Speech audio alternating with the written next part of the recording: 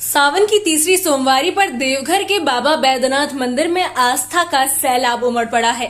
करीबन 40 साल बाद सावन की तीसरी सोमवारी के दिन नाग पंचमी, सिंह संक्रांति, मनसा पूजा और सोमवार का ऐसा संयोग बन रहा है जिसे धार्मिक दृष्टि से बेहद खास माना जा रहा है। इसी दुर्लभ संयोग के चलते बाबा मंदिर में देर रात से ही श्रद्धालुओं की लंबी कतार लगी हुई है। ऐसे में सुबह होते ही मंदिर परिसर और आसपास के इलाकों में श्रद्धालुओं की भारी भीड़ देखने को मिली है।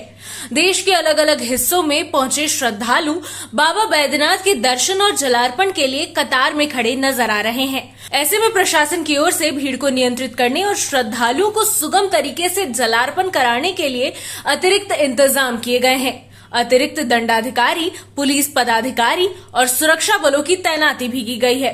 ऐसे में धार्मिक मान्यताओं के अनुसार नाग पंचमी भगवान शिव की आराधना के लिए विशेष महत्व रखती है। भगवान शिव के गले में विराजमान नाग को उसकी भक्ति और शक्ति का प्रतीक माना जाता है। ऐसे में मान्यता है कि नाग पंचमी के दिन भगवान शिव की पूजा करने से विशेष पुण्य की प्राप्ति होती है। इधर इस बार तीसरी सोमवारी के साथ साथ नाग पंचमी, सिंह संक्रांति और मनसा पूजा का संयोग होने के कारण श्रद्धालुओं में खास उत्साह नजर आ रहा है।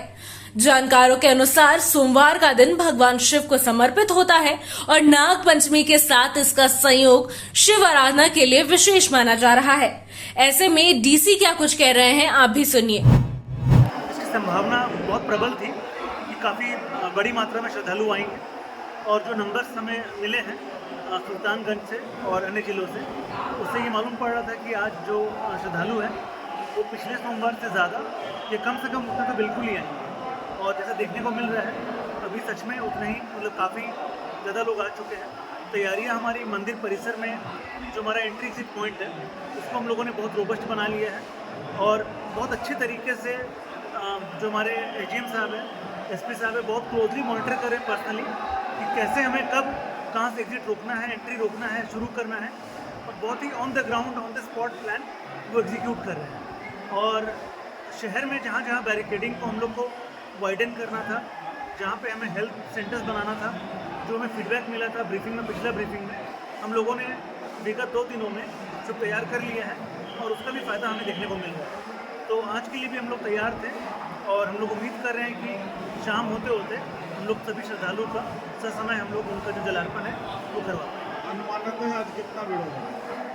हम लोग को लग रहा है कि 3.5 लाख से 4 लाख के बीच में इस बार भी हम लोग एंटिसिपेट कर रहे हैं कि पिछले सोमवार की तरह इसी रेंज में इस बार लोग आएंगे।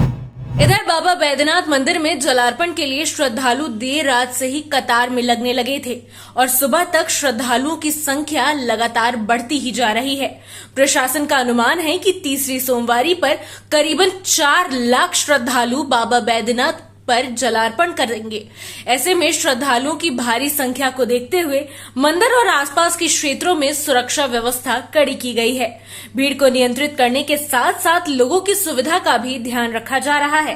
साथ ही प्रशासन की कोशिश है कि श्रद्धालुओं को लंबे समय तक परेशानी का सामना न करना पड़े और वे सुरक्षित तरीके से बाबा के दर्शन कर सकें। इधर धार्मिक मान्यताओं के अनुसार भगवान शिव को बेलपत्र, दूध और गंगा जल अर्पित करना शुभ माना जाता है। श्रद्धालु बाबा बैद्यनाथ को इन पूजन सामग्रियों के साथ जल अर्पित कर अपनी मनोकामनाओं की पूर्ति की कामना करते हैं। वहीं कुछ मान्यताओं में आज के दिन विशेष प्रसाद अर्पित करने का भी महत्व बताया गया है। ऐसे में देवघर में तीसरी सोमवारी पर उमड़ी भीड़ ने एक बार फिर बाबा बैद्यनाथ धाम की धार्मिक महत्ता को सामने ला दिया है। दुर्लभ संयोग के बीच श्रद्धालुओं की बढ़ती संख्या को देखते हुए प्रशासन के सामने भीड़ प्रबंधन और सुगम जलार्पण की बड़ी चुनौती बनी हुई है। हालांकि अतिरिक्त सुरक्षा बल और अधिकारियों की तैनाती के साथ ही व्यवस्था को संभालने की कोशिश लगातार जारी है। देवघर से प्रशांत कुमार की रिपोर्ट।